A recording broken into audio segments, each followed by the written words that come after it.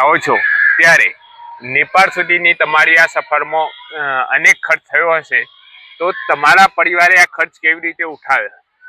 મારા પરિવારે મારો ખર્ચ એવી રીતે ઉઠાવ્યો કે ખેતીમાંથી થોડા પૈસા મારા તરફથી બાદ કરીને અને મારી પૂરતી જરૂરિયાતો મને ઉપલબ્ધ કરી મારા પપ્પા મારી ફેમિલીએ, અને દોડવા માટે પ્રોપર જો રનિંગના બૂટ લઈ આપ્યા અને ડાયટિંગ પણ સારું ઘરેથી મળી રહેતું. અને આવી રીતે ખેતી કામમાંથી જો ખર્ચ બચ થાય એમાંથી મારું જો સ્પોર્ટમાં જે મારે કોઈ ઉપલબ્ધિ જોતી હોય એ મને સુવિધા પૂરી પાડતા હતા.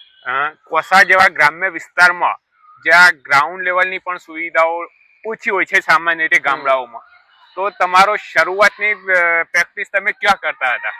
મારી શરૂઆતની પ્રેક્ટિસ જોઈએ તો મારા ગામમાં એક હાઈ સ્કૂલ છે, રજુ પટેલ નૂતન સર્વવિદ્યાલય, તેમાં 200 મીટરનો ટ્રેક છે, ત્યાં હું પ્રેક્ટિસ કરતો હતો. અને ત્યાં 200 મીટર ટ્રેક છે, ત્યાં માટીનો ટ્રેક છે, પણ હું ત્યાં મહેનત કરતો હતો.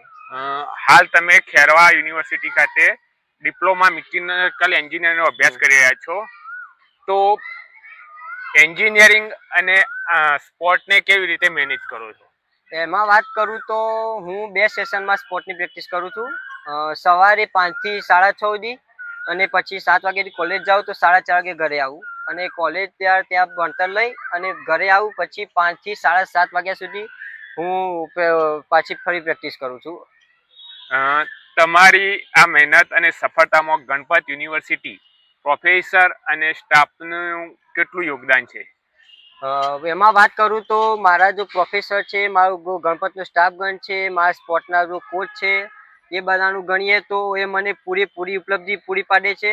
ધારો કે હવે કોઈ ઇવેન્ટ હોય તો એટેન્ડન્સના ઘણા બધા કોલેજમાં પ્રોબ્લેમો રહેતા હોય છે, અસાઇનમેન્ટ જુદા જુદા, તો એ પ્રોબ્લેમથી મારી કોઈ સ્પોર્ટ ઇવેન્ટના લઈને મારી જો એટેન્ડન્સ ને બધું હોય છે એ ઘણી માફ કરવામાં આવે છે, અને મને પ્રોપર ડાયટિંગ પણ દેવામાં આવે છે, અને પ્રોપર જીમ પણ કરવામાં આવે છે, અને ત્યાં પણ મને પ્રેક્ટિસનો ઘણો પણ ટાઈમ મળે છે.